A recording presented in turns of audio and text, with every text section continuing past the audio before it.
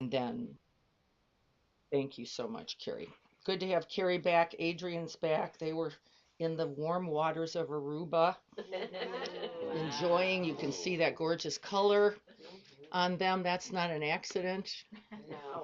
That's a part of what happens when you're in a beautiful place doing beautiful things. I will be in Chicago next week.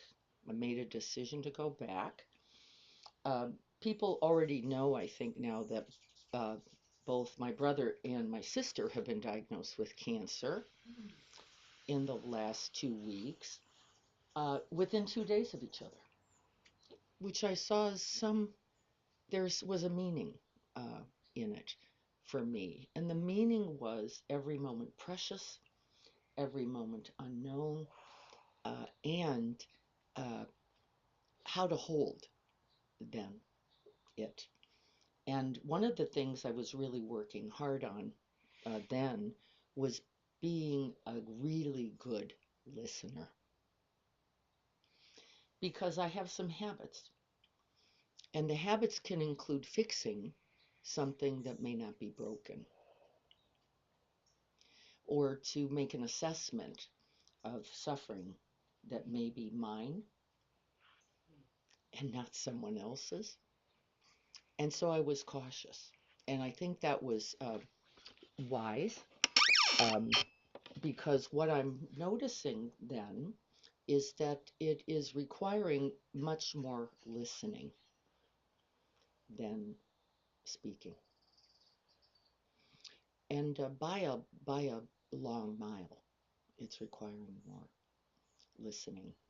And then I went back to read a little bit about right speech, and I had never read it before. And I have read it for 30 years. And it said before right speech can be ennobled or enacted, there must be deep listening. Oh, I missed that paragraph for 30 years, truly. I never read it. And I have read books like this and this before right speech is even a possibility. Deep listening is required. Now, then we'll reflect on what we really do know, right? And so, what we really do know is that Avalokiteshvara, anybody remember that crazy name? Who is the Bodhisattva, also then known in other traditions as Kuan Yin. Anybody can think of others. There's a couple, uh, many really, sometimes known as Tara as well, right in the Tara cycles. Avalokiteshvara, the very definition of that name, does anybody know what that is? One who hears. Anybody remember this now? It just, it goes right through me. One who hears is the verb used for Kuan Yin and for Avalokiteshvara. Not speaks, not acts, but hears the cries of the world and then responds compassionately. So, right speech is, in fact, then the manifestation of that compassion. Does that make sense to everyone? Oh, yeah. We have then, in our Western culture, very much mistaken it for being skillful. I know the rubric for right speech. We're going to go over it because it's somewhat helpful. But then we get caught up here, I think, a little bit, don't we? In, well, it's got to be timely, it's got to be a benefit, it must be gentle. Right? We will run through them because they're useful uh, little inventories as we're checking in with ourselves, which is also then a part of deep listening, isn't it? It doesn't just mean the cries of the world out there. It means the cry I cry in response. And we don't like this, do we, in our culture? We'd rather act, wouldn't we?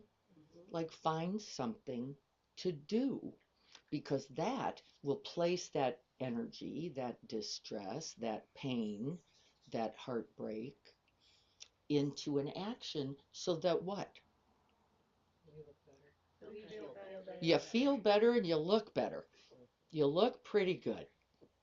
Because I'll make the lasagna, I'll drive down, and by the way, there is no a problem with the right action, but right action as well cannot come before right speech, which incorporates in it. It is the fourth of the Noble Eightfold Path.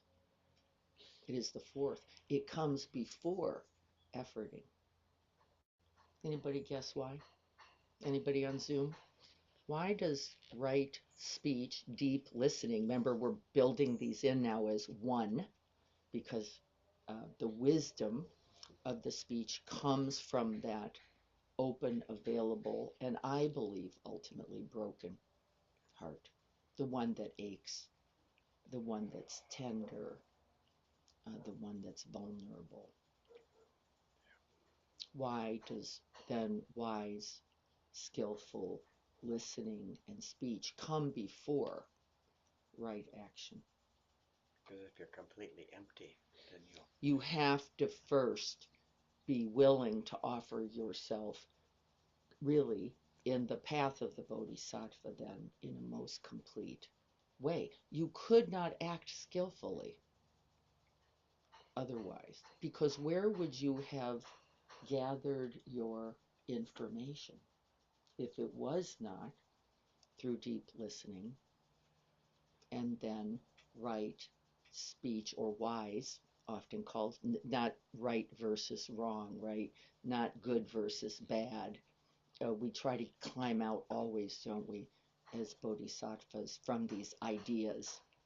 We'll talk about our current world and how easy it is to fall into good, bad, right, wrong, got it, don't got it, right? But the bodhisattva's path says all beings suffer, and then right or wise speech begins, another word I haven't read, with not saying anything about how you are at all. What would be the speech then? Nothing about you, actually. I've cultivated I statements an entire lifetime. I can now toss them. Not the path. So then it is inquiry of the other and the truth of their suffering. Oh, second miss, inquiry. We use speech to say, tell me about this, right? But because our Western culture is so known for its product, right? We produce something called a skillful thing to say. And there are many, many books. Most of the books I'm giving away in this big box here. And thank you to Lynn, who's doing some investigating, and Tanya, of how to get those books to those incarcerated. Most of the books talk about how then you will be better, a better speaker, more skillful. You'll get your needs met better, said Marshall Rosenberg in the nonviolent communication model. Anybody remember that model? I use a part of it. I have called it compassionate dialogue now. I don't talk about identifying one's needs first, but really trying to, guess what, deeply listen, right? As the beginning, we're going to practice a little bit today or next time, right? So can you see the shift in perspective? And can you feel it? Like, oh, this isn't about getting my point across, right speech. It isn't about having someone else understand me, one of our myths in right speech. It's about both first, critically, deep listening, and then we're going to talk about what organs or sense doors do we use for that process, deep listening. What's the number one organ or organs you would use for deep listening? The heart. The heart. The heart. And so we also have a tendency then to go, I heard you. Anybody say those words ever to somebody? I heard you, or I'm hearing you. And I think it's an unfortunate uh, use of term, isn't it? And what would be better, and Thich Nhat Hanh was, I think, maybe one of the best in this. He would put his hand to his heart and say, sweetheart, I can feel your suffering. I can feel your suffering. Remember, from um, the deep listening point of view, this is what we are all talking about, is the fear, the pain, or the suffering we are experiencing. And why would we bother to tell another?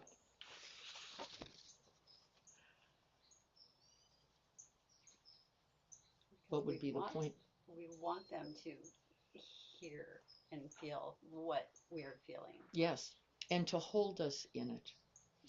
Not necessarily to fix, not necessarily at all to get someone to act, not to say, then you owe me or you're obligated or now there is a duty, but to really share the truth of this human experience, which includes, at its heart, these things. Now, I've been doing this a while, and I have not listened as well as I could for that. I have listened for opinion. I have listened to argue the opinion because I have a different opinion. I'm pretty skillful. I missed a calling. I could have been an incredible attorney.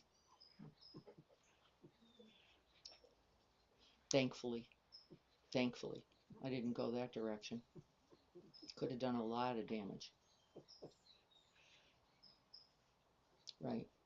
But really to listen for, not even in then Marshall Rosenberg's model needs, but direct experience. I am suffering like this. And then if we used every single communication to try to hear that, what is your heart? What is your heart trying to tell my heart? What would you do? Or what would you do differently than the way we have more typically framed right speech?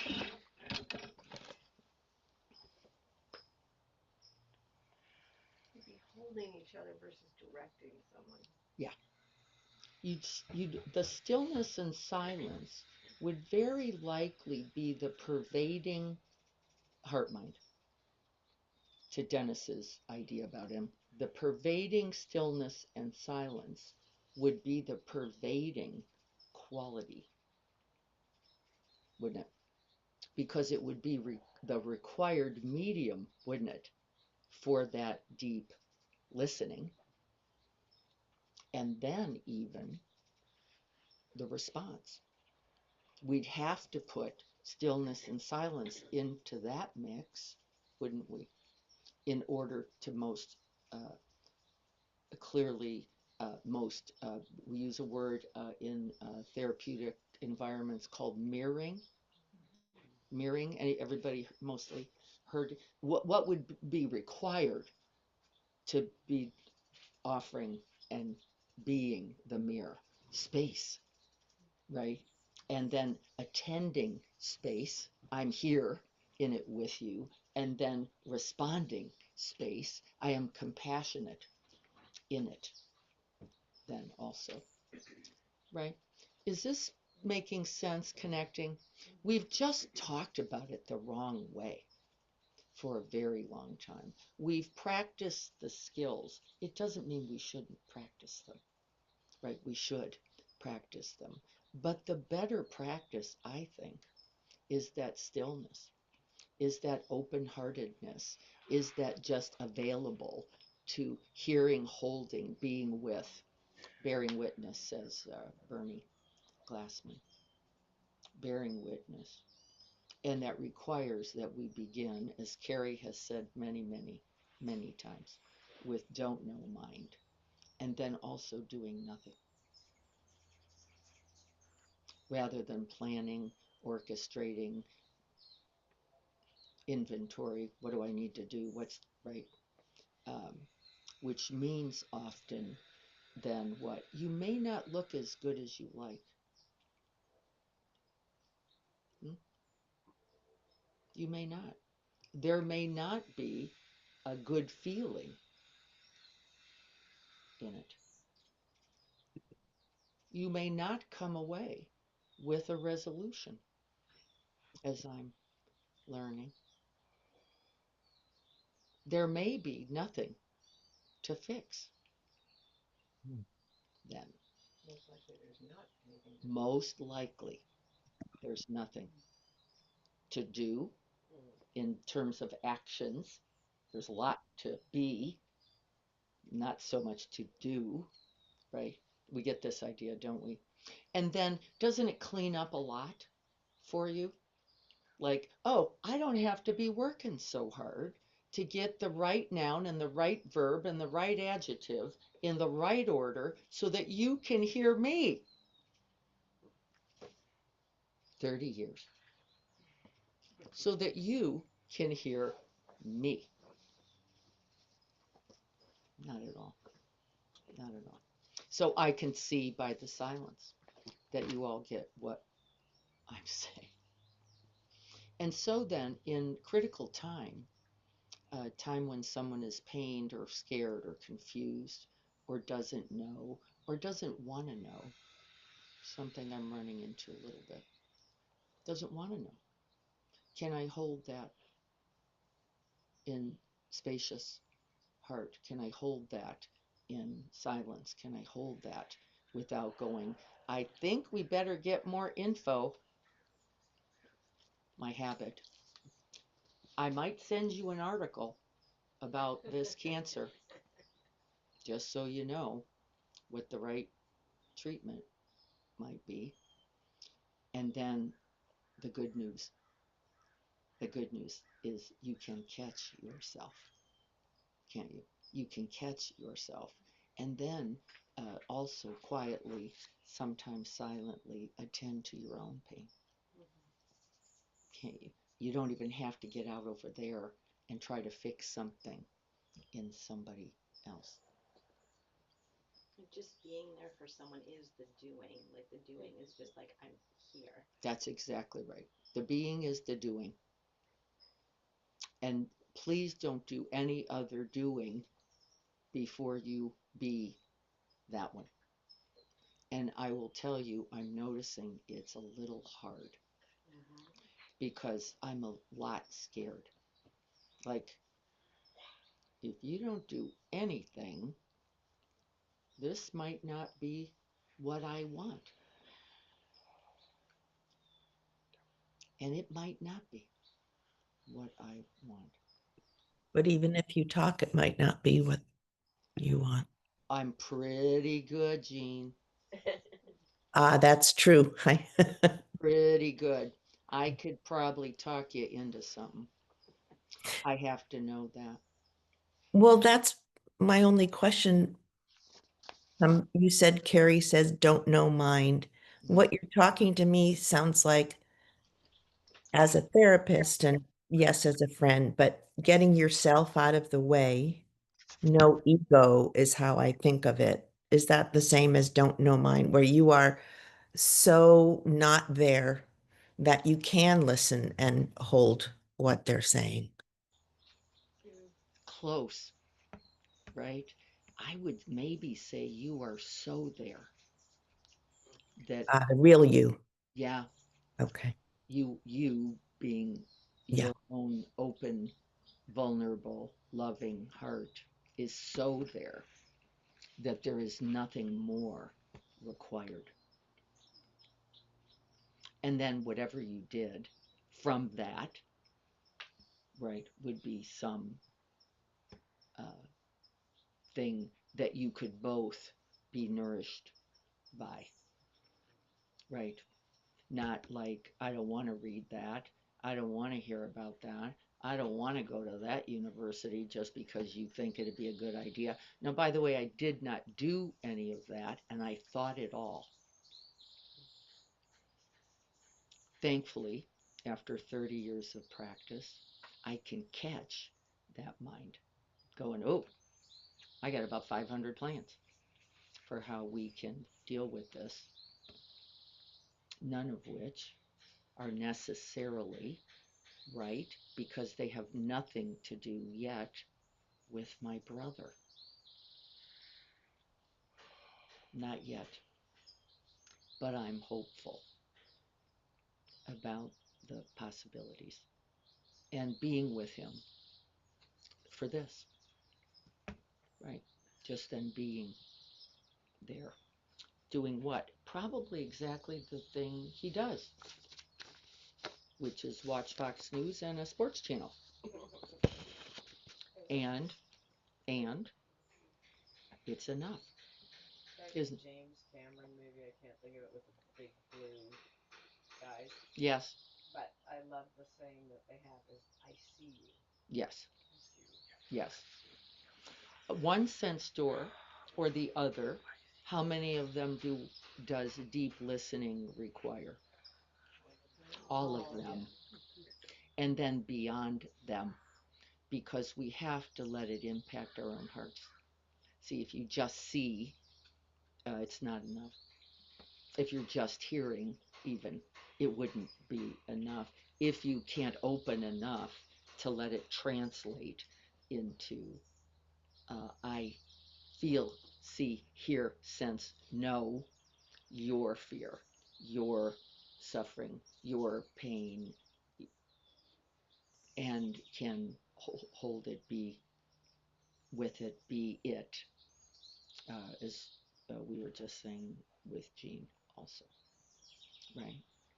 And then we can smile truly at the possibilities, I think. Then you can say, I'm going to do this better because I'm going to do less. I'm going to say less. I'm going to know less than is my habit to do. And it will all be better because then my brother can tell me, or any, right, what's true for him in maybe without words. And actually, given our Midwestern style, very probably without words. Very probably not uh, going to be some dialogue about how is this for you, which I certainly could ask, and he would certainly not like, and would very likely go, don't do that therapy thing with me. And wouldn't he be right? Wouldn't he? But then what can we do? We can create that open, infinite, and boundless space for being with, being in, right? And then whatever comes, we hold that together. Okay. I know we have a deep understanding of this. So, deep listening is the precursor in all instances of right speech. So, what would come if you understood that between what the other said and anything you said? What would come in between? If right speech always begins, without exception, with deep listening, what would we see in that exchange? A moment of silence. Silence, space. What else? What would you see? How would you know it? Curiosity. Interest. Yeah, interest. What else would you see? Compassion. Yes, a genuine moving in, opening, connection. I'm here. The eyes would be there. The heart would be right there. You would feel the sense of the other's heart moving in that direction. What else would you see? How would you know it? Calm.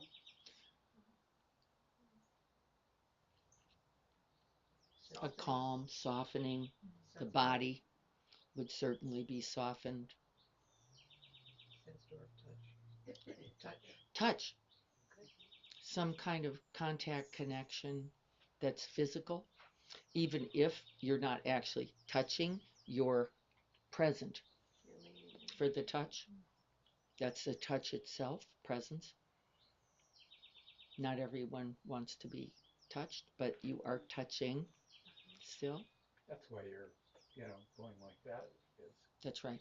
transmitting that That's right. information to everybody. That's right. It's a complete transmission. And in the Buddhist tradition, they say it is only the Buddhas. It is the Buddhas themselves who have the capacity for transmission. I completely understand what they're saying now. I have thought of that as all wisdoms or, right, all skills.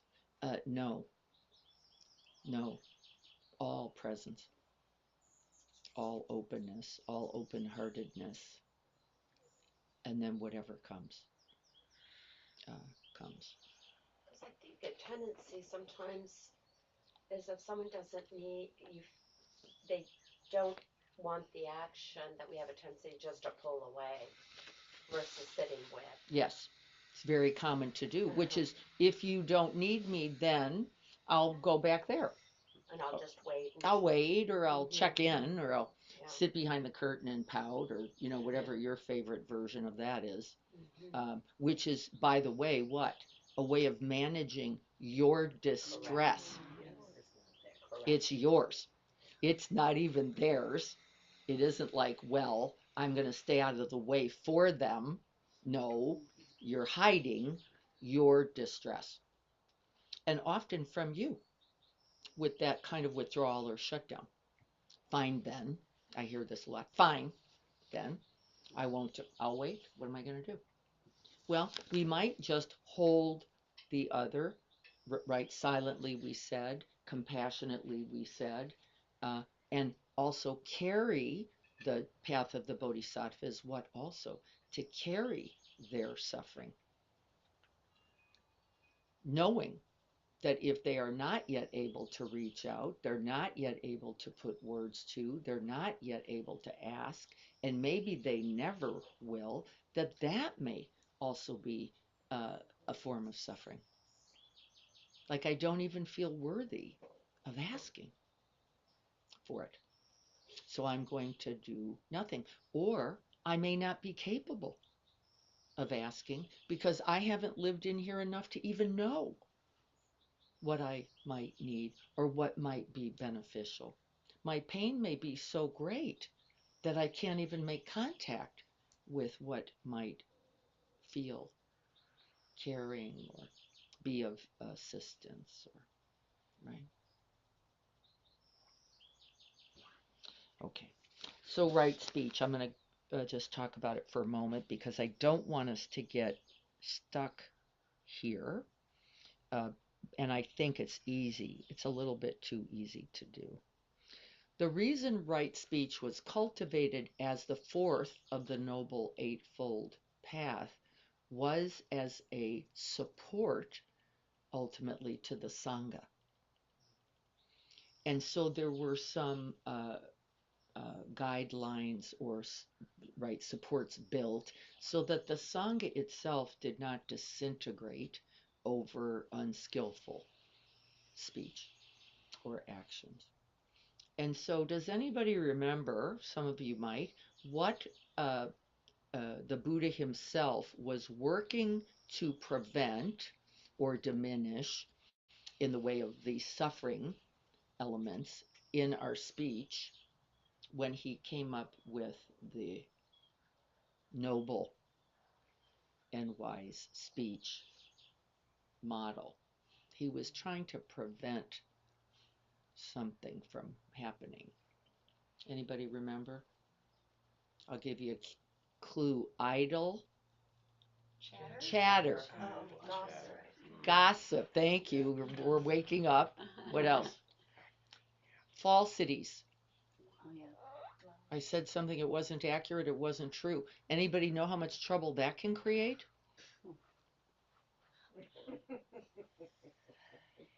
Oh boy, oh boy. And especially if you're doing it about another, oh boy, oh boy, oh boy. That can end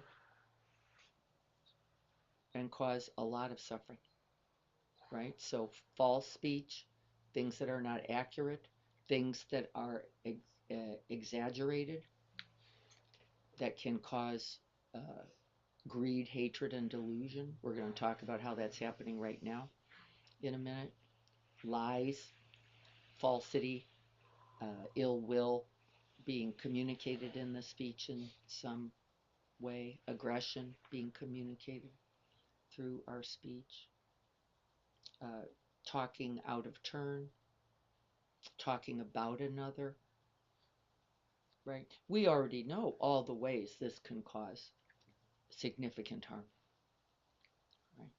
And so the path of the Bodhisattva, once again, is to guard the mouth, to guard one's speech, and then to commit oneself to that stillness, spacious silence first.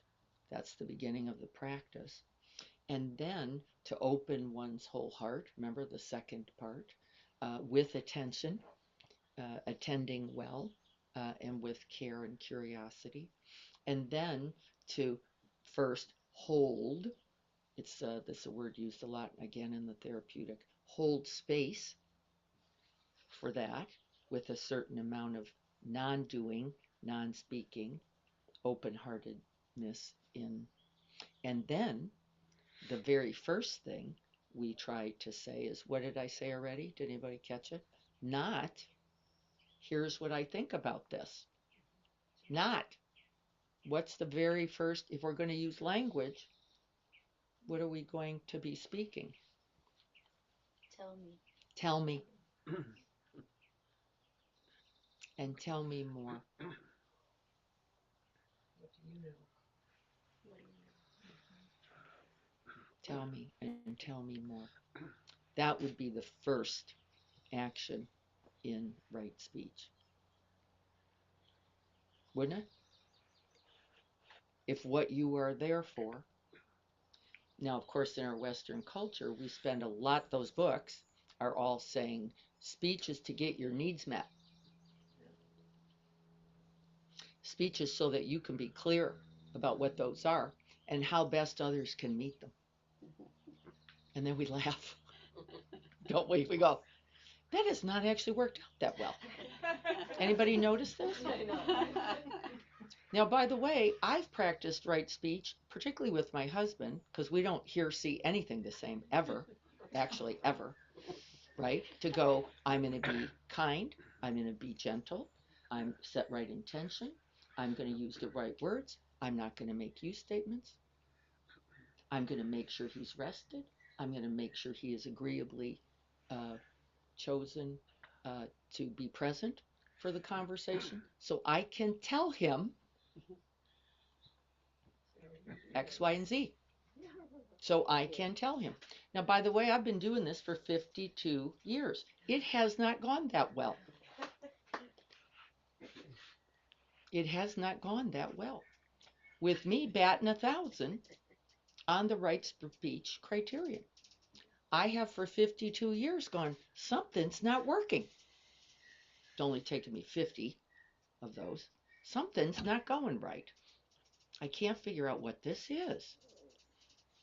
I did make a use statement, right? It's hilarious, isn't it? If it weren't sad. You know, for me, I find that sometimes I have two sons and a daughter-in-laws and extended family, and sometimes the tell me doesn't work if I don't add the caveat, are you willing to share? I want to hear you Yes. if you're willing to share. Yes. Because sometimes I'm just like, no, Yep. no, that sounds more of a demand. A tell me sounds Yes. like a demand, and I'm not going there. Yes. If you don't have all the right heart in it, all the right words can go wrong. If you do have the right heart in it, I want you to trust it. And then you'll say exactly what that heart says. And if someone doesn't understand that, you will be able to correct that. Mhm. I'm here for you Yeah. if you want to share. Might be better for that person in that situation on that day. So we don't know, do we? Because we'd have to really be there. Mhm. You might simply say, I'm here, and not say a word about what they are, right? I'm here. And you might then not say it at all. You might just be there. And wouldn't it all? Right. It's all going to work out just perfectly, wouldn't it? And then you would know because you were fully present to what that person in that circumstance, given that right moment, we could never set a rubric. Remember, the Buddha just said, in general, these are some things to watch for. And we want to be careful because even check, check, check, check, and check, and it's all wrong, as I just said, with all the right checks. Because if you don't have that open, available, present heart mind, it's, and I don't mean this in the truest way, it will not be what you ultimately, I believe, want it to be, what you want it to be. And it certainly then can't be what they need, can it? No. In those situations where someone's injured just because I feel like I can fix them because Yes. that's what my work is. Yes. It's so frustrating to me, and I grip to try to push them to be treated, Yes. by me. Yes. And it's such an ego thing, Yep. right? It's like, I can Ultimately, we and I have to just own it. grip so hard. We own it as the ego. So hard to step away and just Right. I'm here if you need me. If I'm you here. want Right? me to This help. is an option. Here's a possibility. And it may not be right for that person. Mhm. And as good as you are, as committed as you are, as loving as you are, you may not be right either. Yeah. Having nothing to do with good enough. But the ego climbs in. Yeah. Right? So what if they tell them and not me? Nothing. Nothing. It doesn't in any way, it's not a signal of your value, your worth, their love for you at all. As Cindy just said, it may not be time. It may not be right circumstance or conditions. They themselves may not be ready or even have enough awareness about what's happening internally to share that. They may be incapacitated for any number of reasons from being able to even talk about it, which may never happen, by the way, may never happen based on any infinite right number of factors. And then we manage our own egos, don't we? We manage our own egos. I wanted to be the one. I was available. I thought it should be me. I'm the one that has the best X or Y or Z. Uh, what does this mean about me or me and you if you don't use me? in the way I wanted you to? Well, nothing yet. It hurts though. It hurts the ego, Yeah. though, but it doesn't hurt the heart if you know you have not told everybody in your lives everything. You have not. Why? Any infinite number of right reasons, including they're not able. My mother, as an example, is not going to know about this. She is not going to know. That was a decision that my brother made, and I am obligated because that is his, not mine, aren't I? And I'm going, ugh, Uh-huh. ugh. So now we're going to Chicago, and now that's going to be weird. Like, what?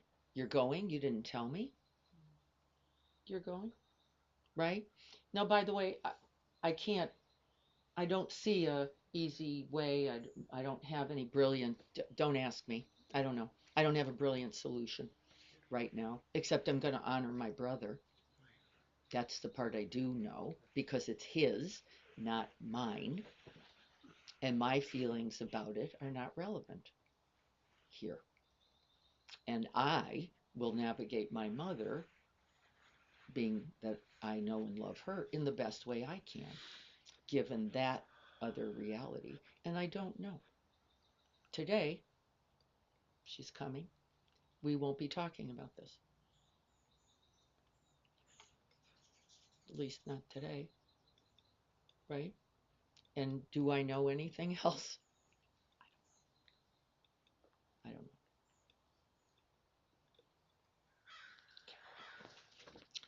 know. So a couple of the suttas around right speech and deep listening.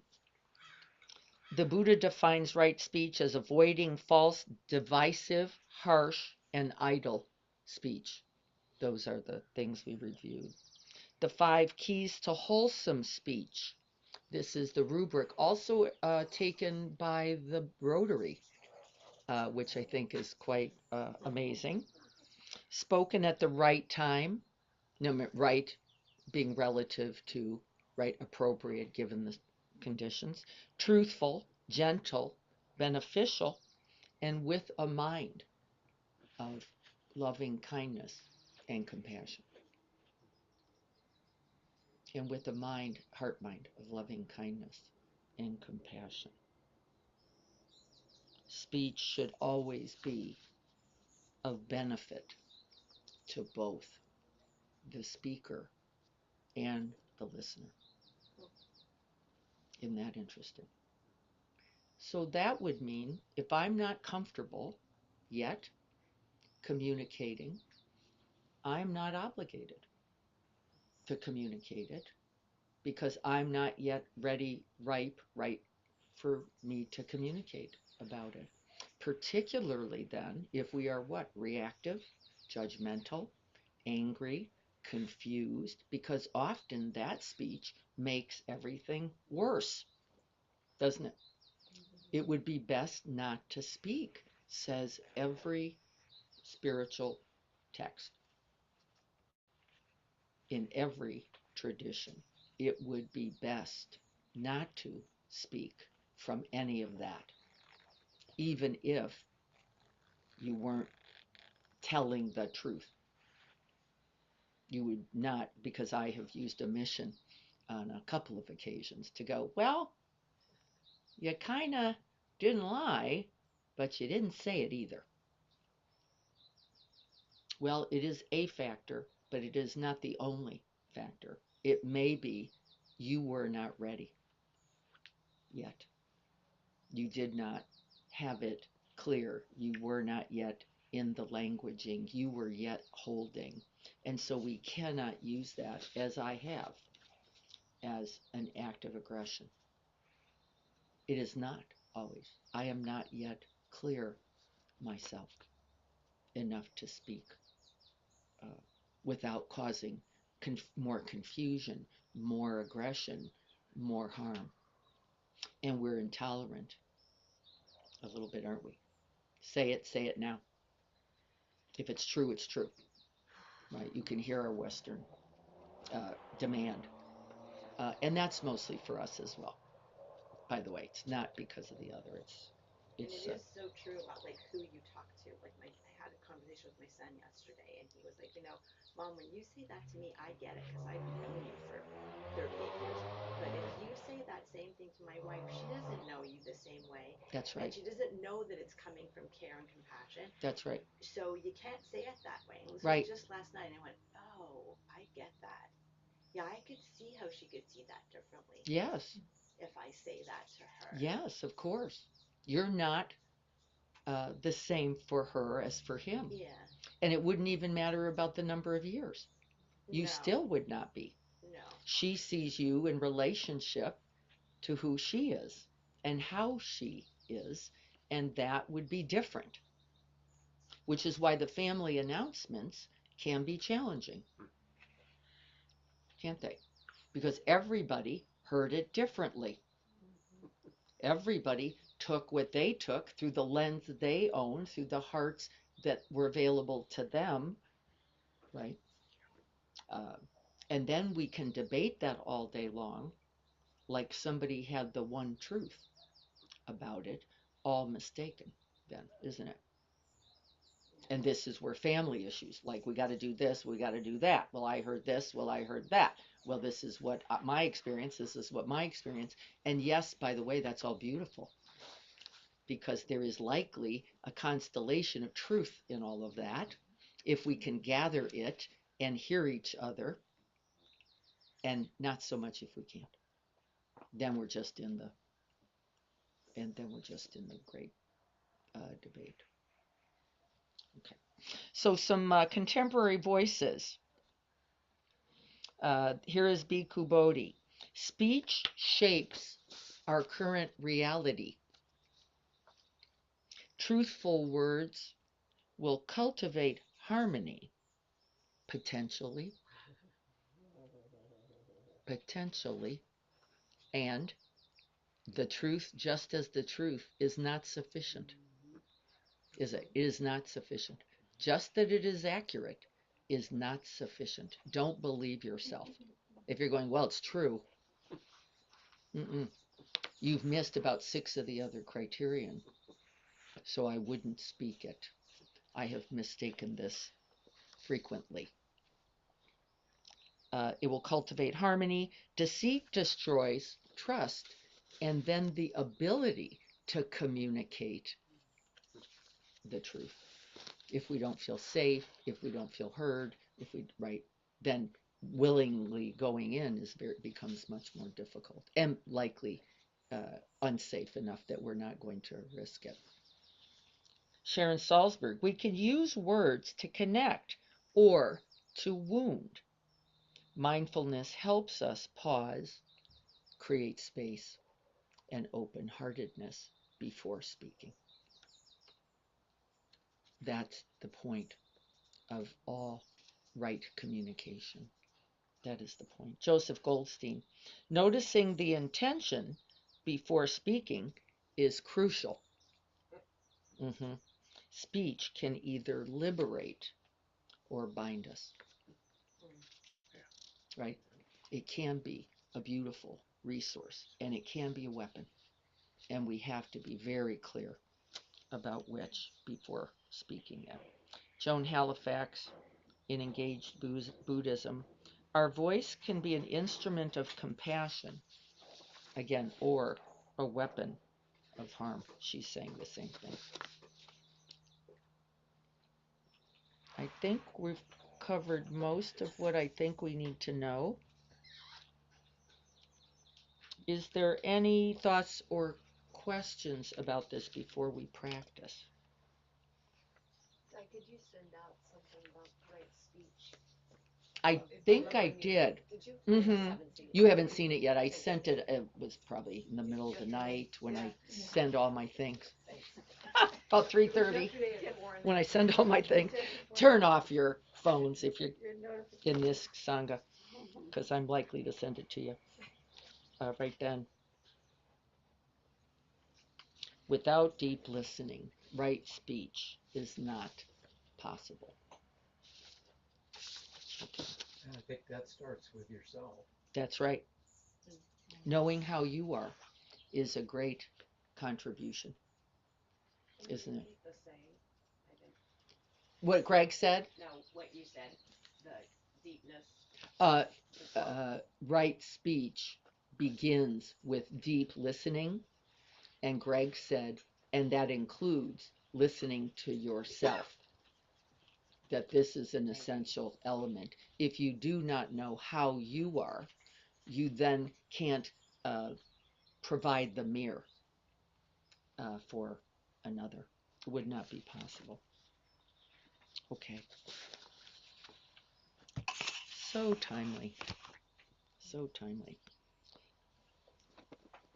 I'm hooked here. Let me try to. I don't know how I did that, but I will unwind.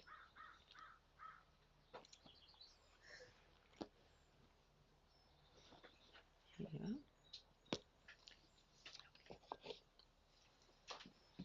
Little man, good job. Good job. I didn't get the leech. I went for one more try. Now he's in my grip. The leash is actually here. Let me look at this and then we'll sit.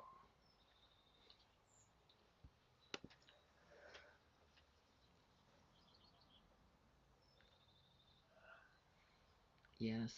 Honesty about yourself. Yeah, isn't this an essential part of right speech? Honesty about yourself. And Greg said it when he said, know yourself. Know how you are is an important, essential to any right communication, right? Because then we get into but I'm hearing this way. No, that's not what I meant. That's not what I said. That's not how I said it. And you'll never get free of that. You will never get free of that. And by the way, you're not talking about anything that matters at all. And so give that conversation up. You said it like this. No, I meant it like that. No, you said it like this. On and on and on. And there are not enough lifetimes. You are not going to live long enough or be reborn, if there's such a thing, long enough to straighten that out. Best to remain quiet and attending. I'm trying to hear you. Okay. We're going to begin then with uh, deep listening. And that deep listening is simply going to begin with lowering the eye door. We don't need the visuals right now. So that we can open completely to the very simple sense door experience of sound.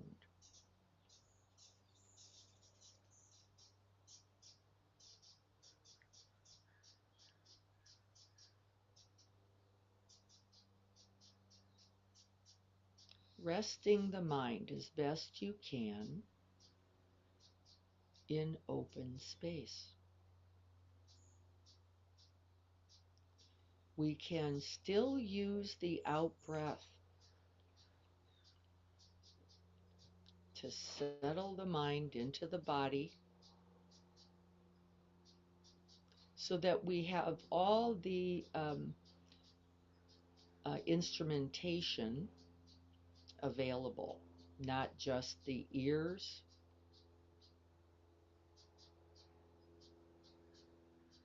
but the skin, also receiving sound.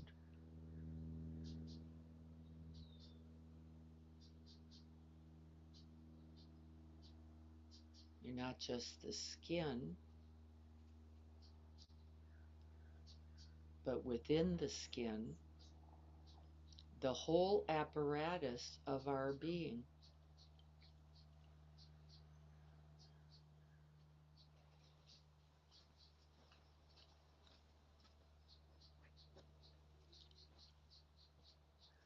That would include the belly,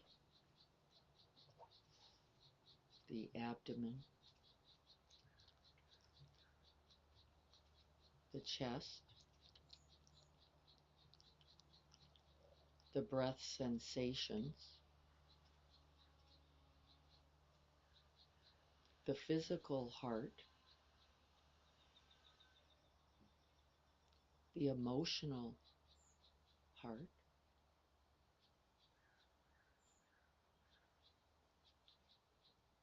the throat,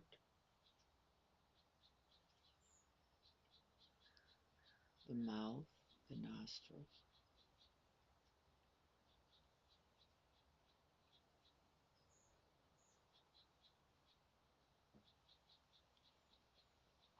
And then we add the aspiration.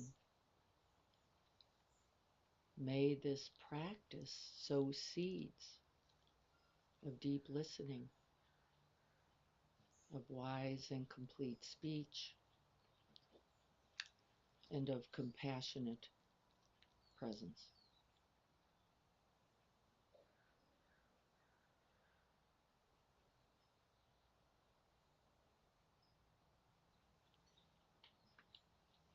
And I will strike the bell.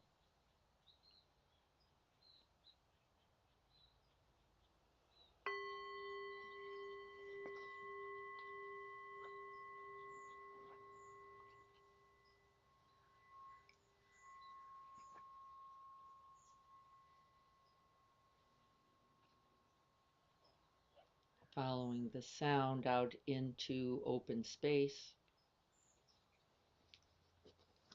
and resting one's attention there. Spacious, still silence.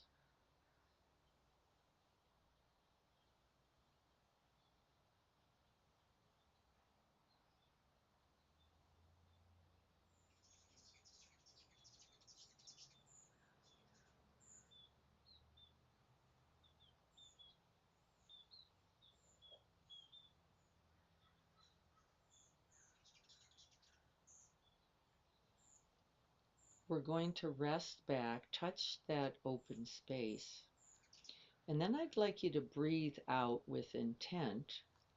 And the out breath is to clear the board. Clear the board. We're clearing the board of the heart, mind, and body of all preconceived ideas.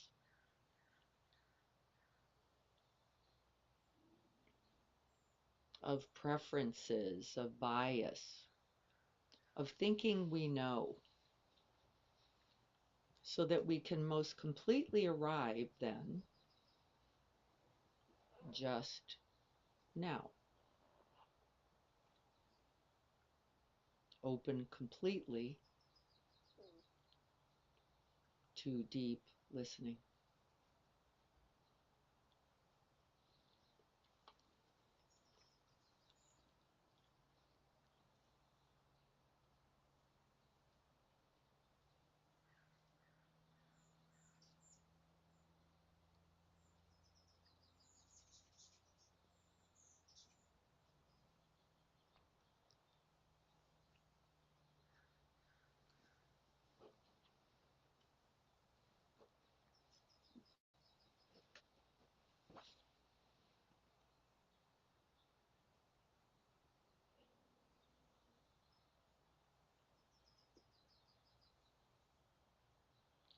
Sounds that are near and sounds that are far. We open equally to them all.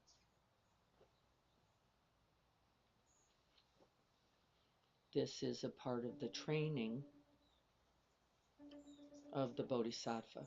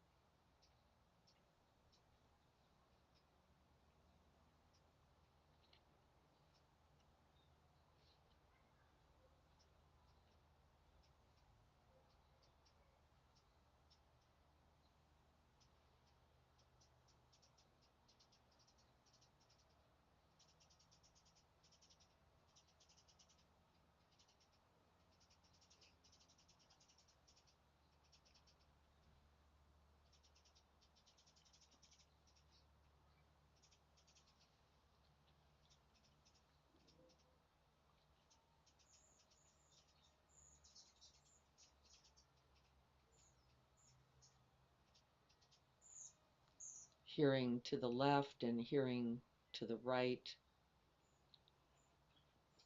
Let the sound move completely in and through you, clinging to nothing,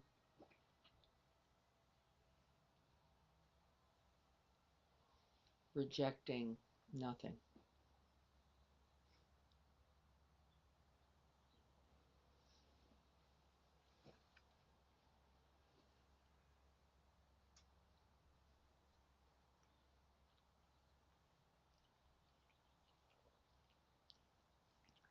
Softening the belly, letting the belly hear as well as the ears.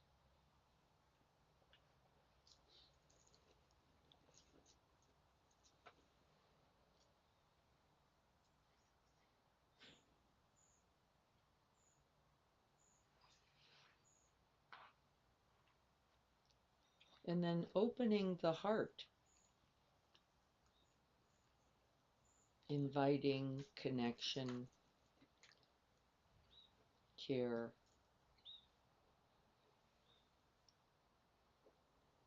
presence to this simple act of hearing.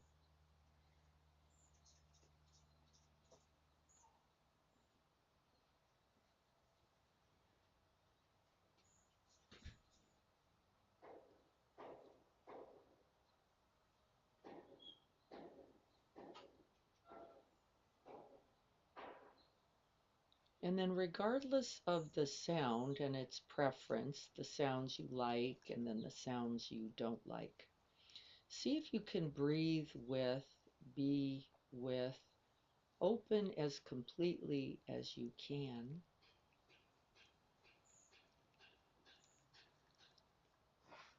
to the prominent sound.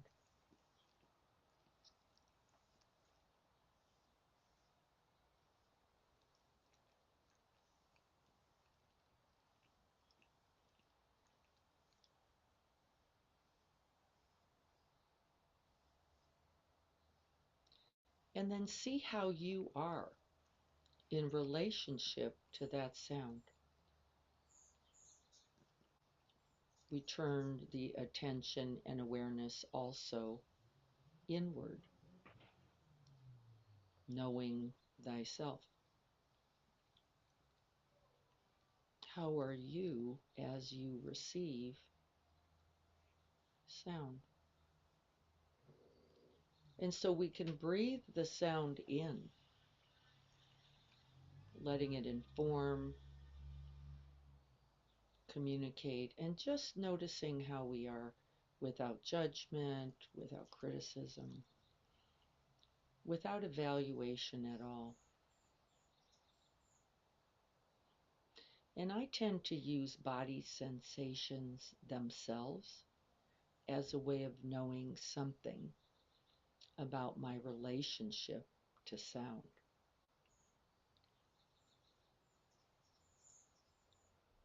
I notice the rate, the frequency, the tenor of the breath. What does the breath have to say?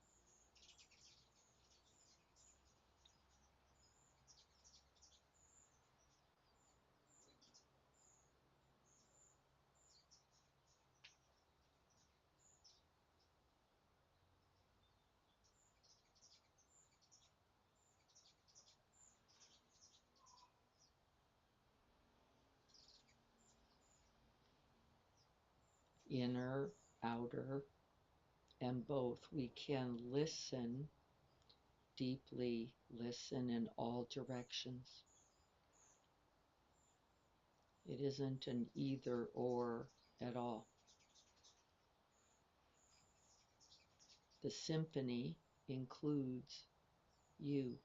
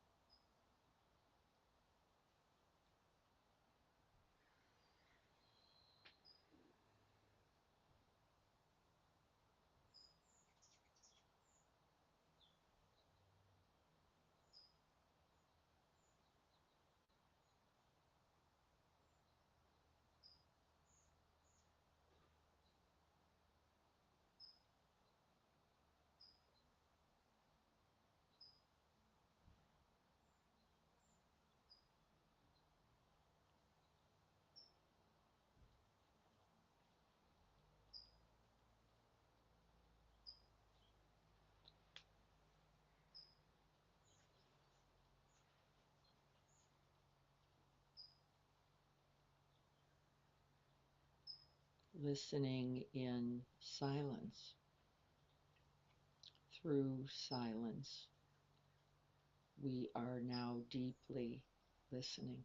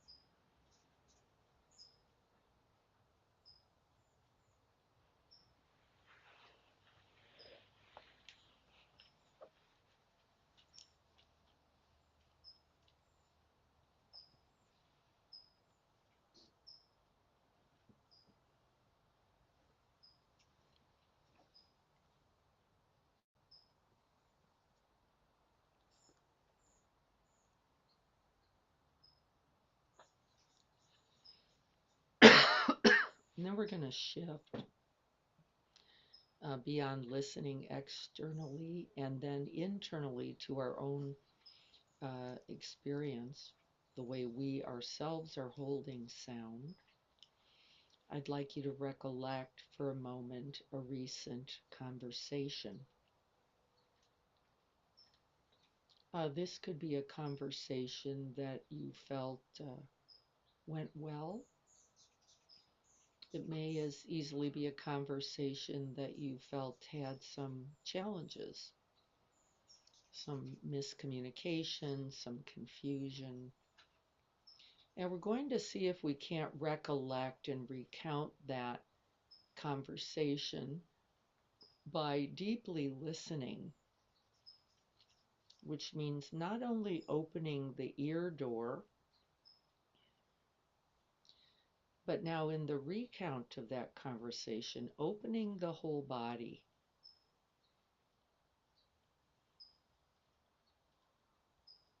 Breathing it in and with, staying as present, as attentive as we can. See if we can sense the deeper communications, the meta communication. What was the tone of voice?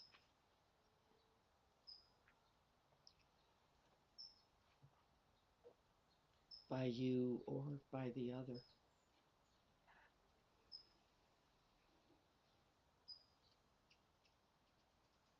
Was it gentle, harsh,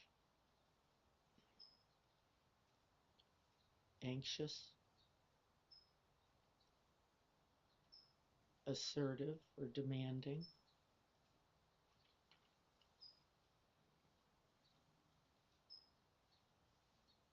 What was it trying to communicate?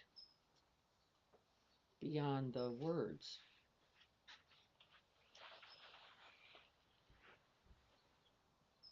Can you sense the distress, the confusion, the connection, the compassion in yourself or in the other?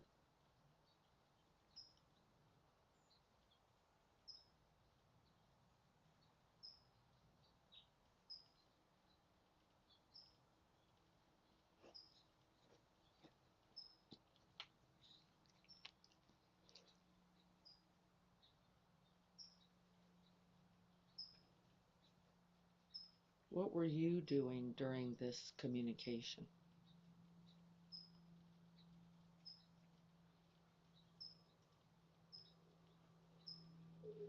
Was the body present?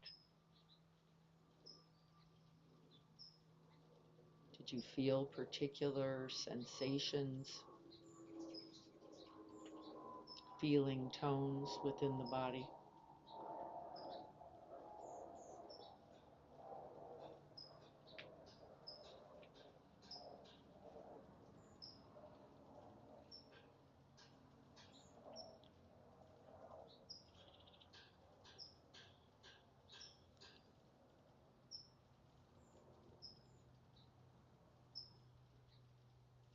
Did you get any felt sense about the body, the sensations of the other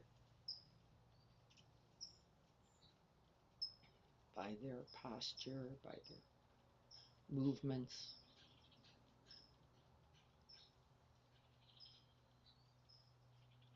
maybe by their resonance?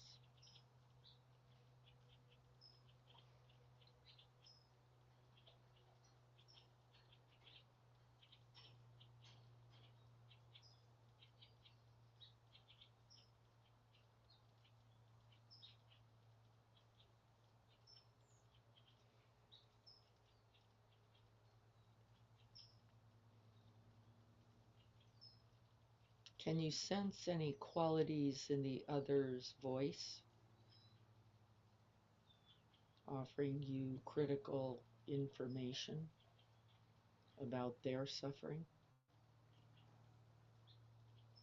their fears?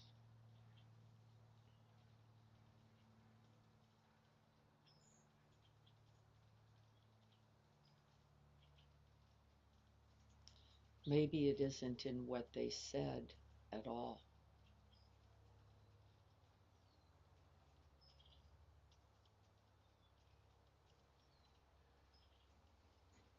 Maybe it was in what they didn't say.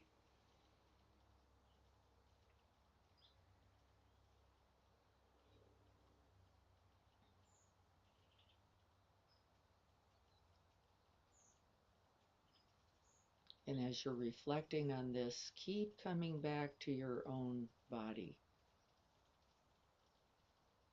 Breathe into it, stay with yourself, see what it has to tell you.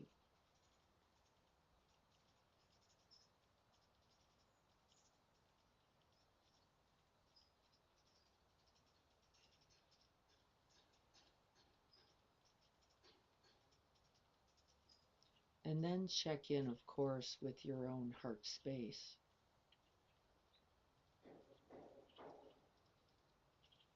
Tension or tender,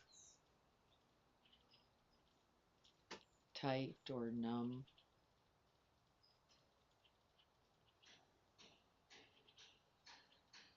See if you can make contact without being critical, without shutting it down, without withdrawing. Letting your own heart ache, if that's there. Letting it be tender, always.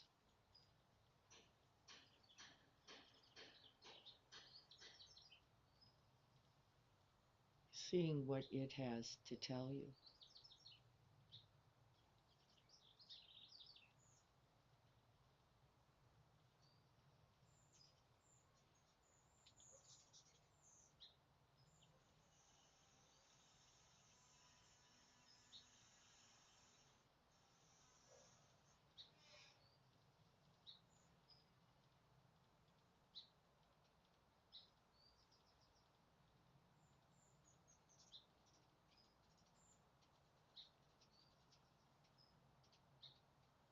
There may be pain, there may be fear, there may be confusion,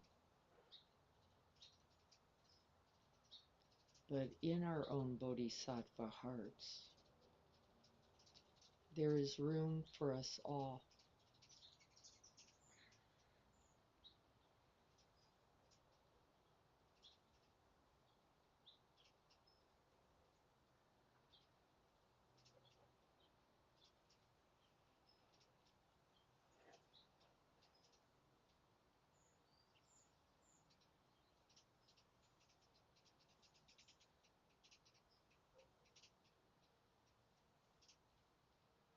We do not evaluate one or the other.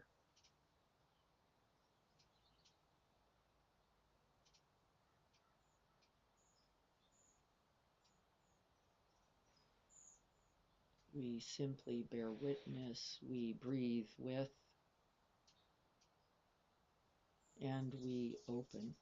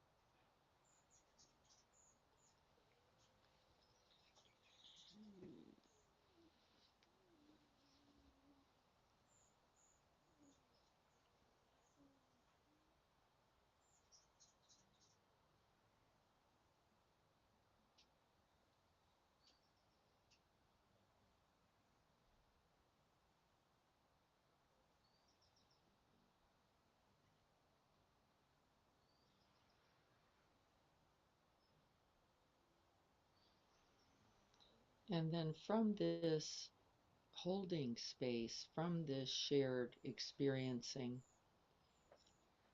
this wise and complete communication, is there something to offer beyond your presence?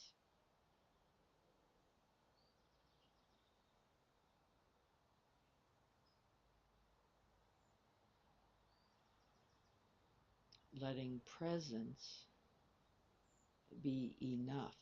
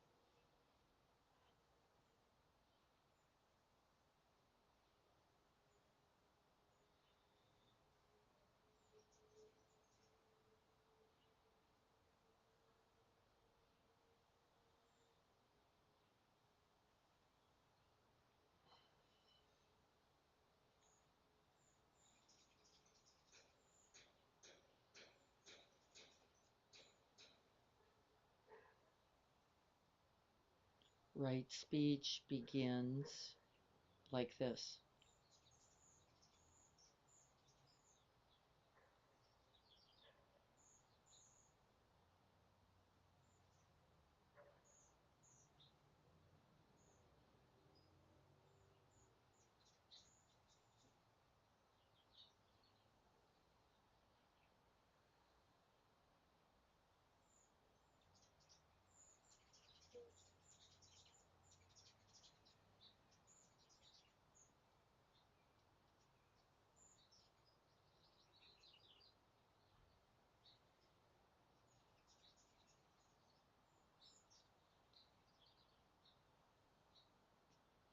Noticing our own heart's ache or our own heart's uplift, depending on how we are.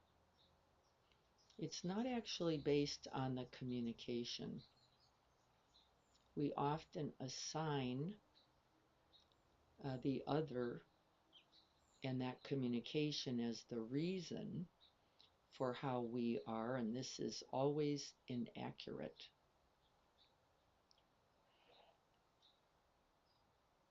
It is based on our own conditioning, our own habits, our own preferences,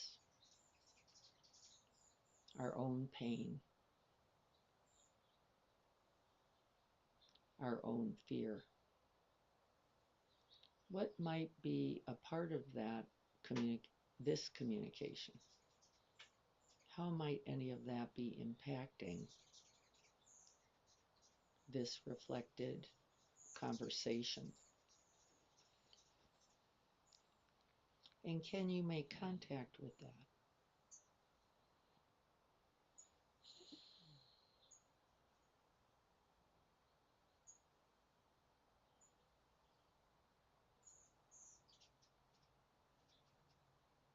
It will require that you open into the body, that you feel into your own heart,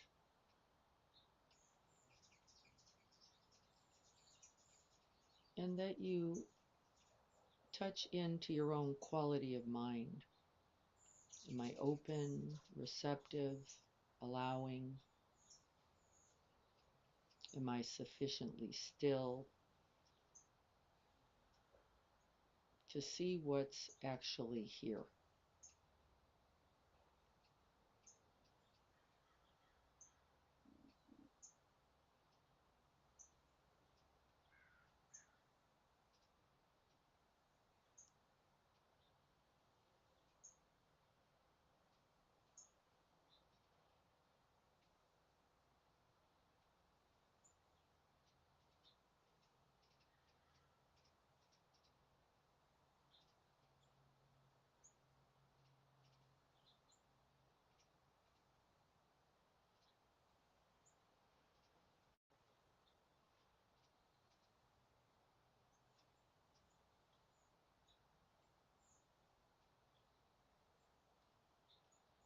May I feel for myself?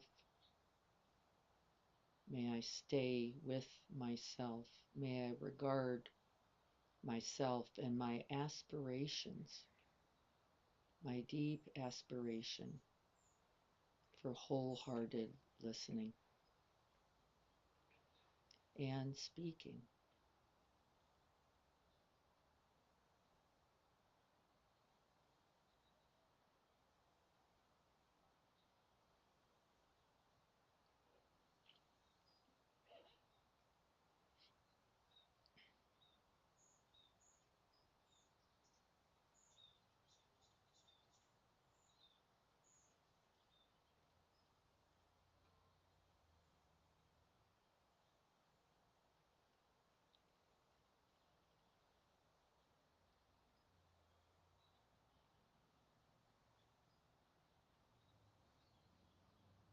And may I regard the other. May I recognize their pain, their fear, their suffering.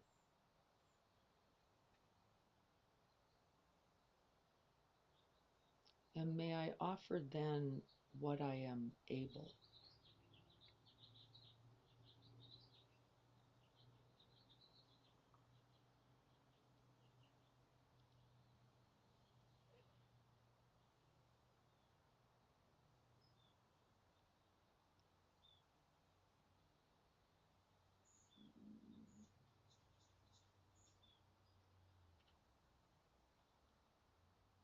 And if I am unable to offer the stillness, the silence, or the conversation, can I offer compassion, understanding that all challenges, all misunderstandings, all painful communication come out of pain and fear?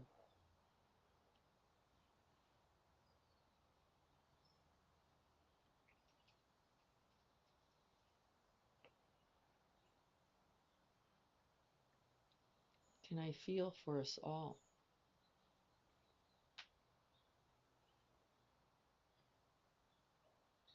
In the truth of this suffering and recognizing the path to its healing is right here.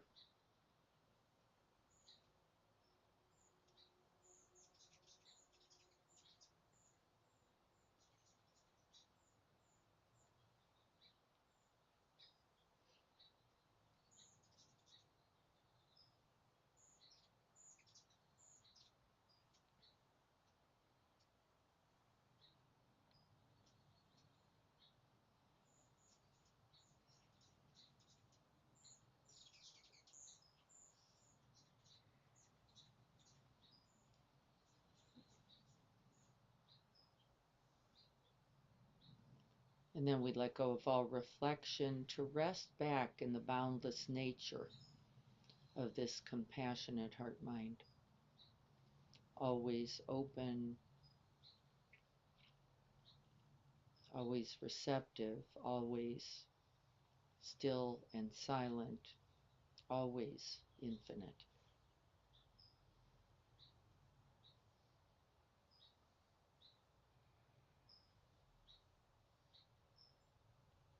Room and space and compassion enough for us all.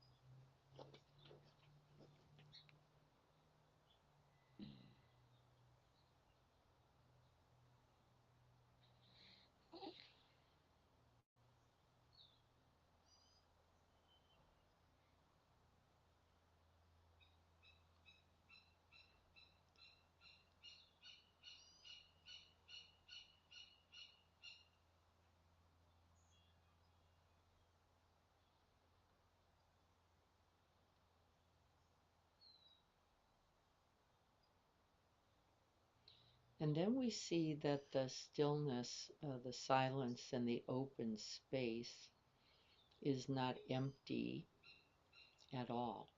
It is filled with loving kindness and compassion.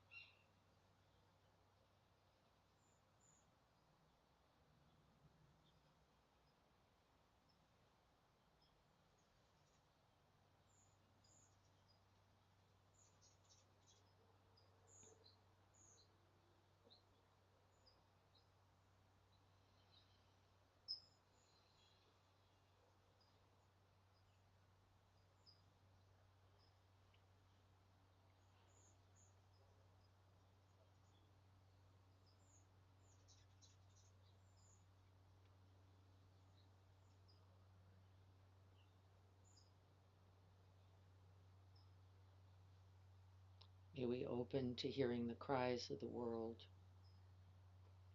beginning with ourselves.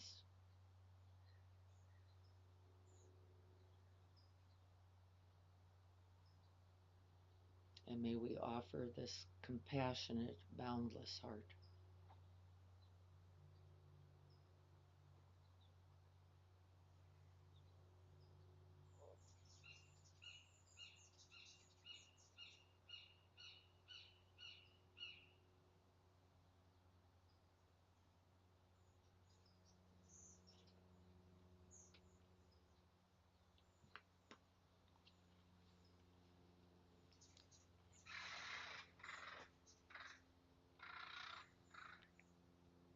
And may this practice contribute,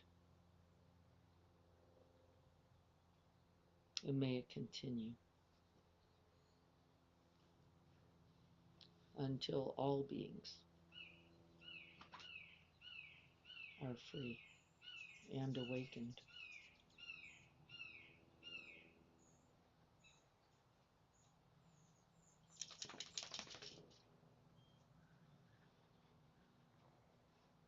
So be it.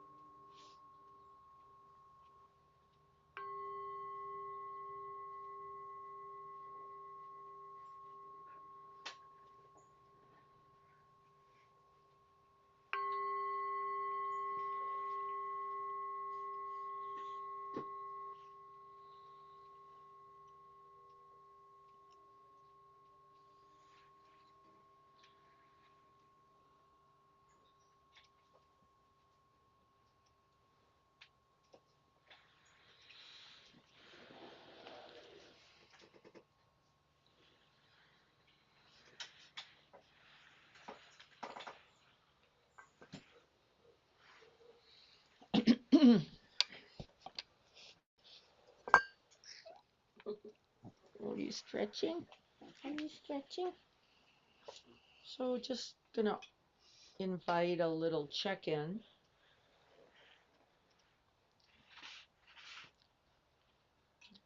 Experiences, observations, inquiries. Very quiet. Very quiet. Yes. That open heart is very, very still and silent. Very unlike the thinking mind. It's a beautiful refuge.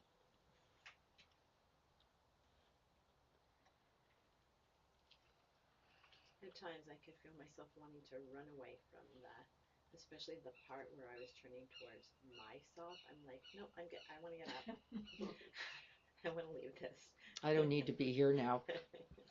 The one place you need to be, Exactly. wherever else we are.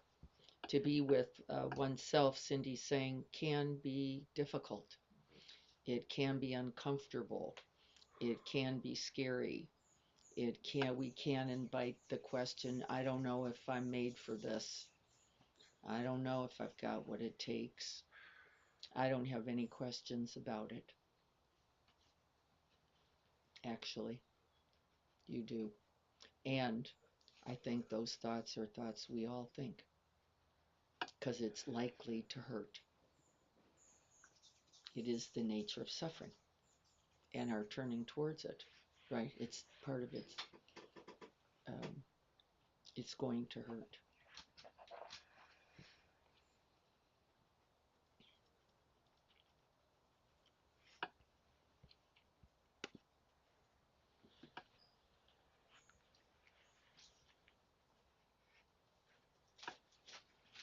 What else? Diana, Yes. can we spend at least a year on this subject, please? Yes. This is not a one-off class This is for not me. a one-off. This is a continuous, Yeah. every moment, every breath, every day, maybe for lifetimes. That's exactly right. And our very interest in it, Siobhan, right? our very willingness to acknowledge where we are in relationship to it is a beautiful beginning from my point of view. Just to say, wow, there's a little room here for growth and compassion and presence is beautiful. And without that, we couldn't do it. If we didn't acknowledge where we really were, it would be completely impossible, wouldn't it? Just saying, I might need a couple extra lifetimes here for this is really good news because it acknowledges something. Because this is then the whole of the path, isn't it? Is not only to talk about compassion, but to open oneself completely and then to think, speak, it says, and act in accord. Right. And if we're not listening, there's no possibility for that. There's no possibility for wisdom. There's no possibility for recognizing that the suffering of the other is exactly as mine and that mine is exactly as theirs, no matter what the words are or the not words, even, right? Can we even hear that? The silence has a lot to say, I'm noticing. In the last 2 weeks, as people are preparing for, in the family, for procedures, and it is getting quieter and quieter,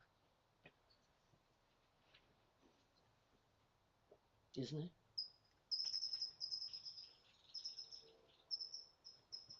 There is less to say and more to be.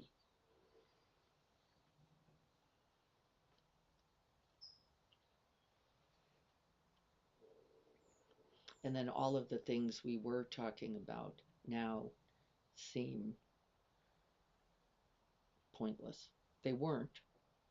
It's good to know what time people are arriving and what sheets, what day to get the sheets on the bed. And it's not first. And it's ultimately not most important either.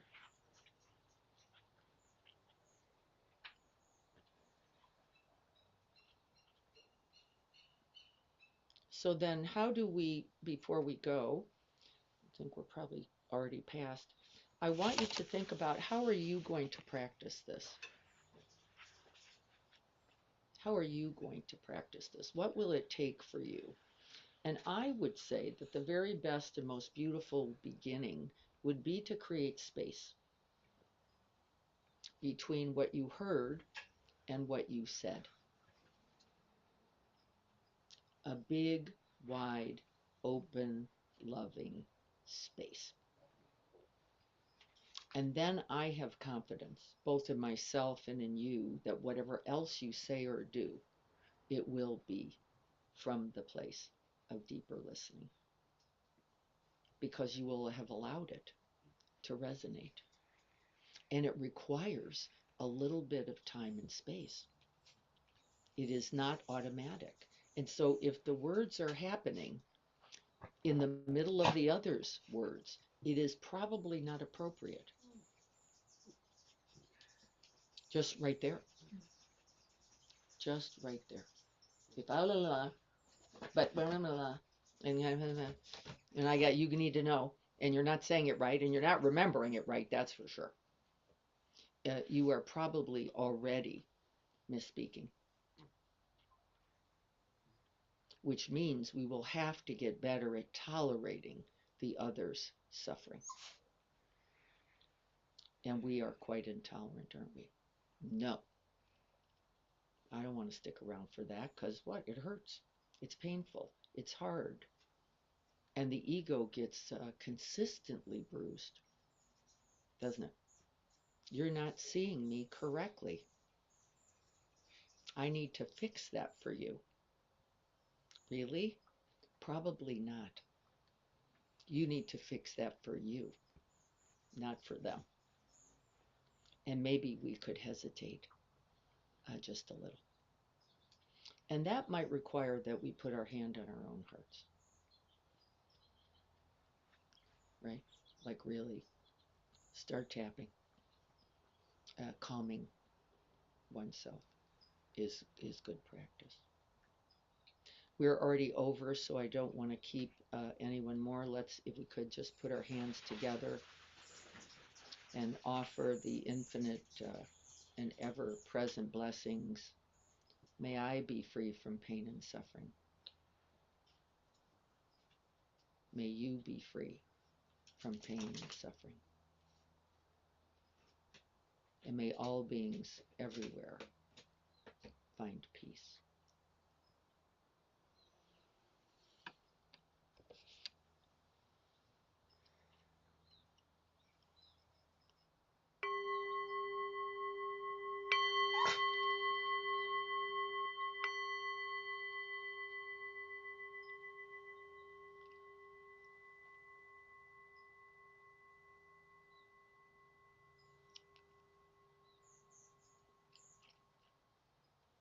Thank you all so much for your patience and your kindness and hanging out for longer than our commitment. I appreciate that.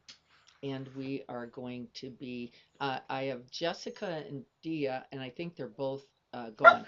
Jessica and or Dia, one or the other of them, will be here next Saturday. I don't know yet if we're just going to be doing Zoom or if they're going to choose the garden, but I'll find out. The garden will be available if they're open to that, but it will be one or both of them. I will be in Chicago, um, creating beautiful, loving space, being that. So I'll look forward to seeing you all when I get back. The week after is the last week to sign up for the retreat, which begins on Monday, the 29th of, and of course, because we are going to be reviewing compassion and loving kindness practices as our focus, this will be a very big part of our retreat. So if you haven't signed up, uh, if you're a day commuter, knowing is nice, but we're going to always have room for you.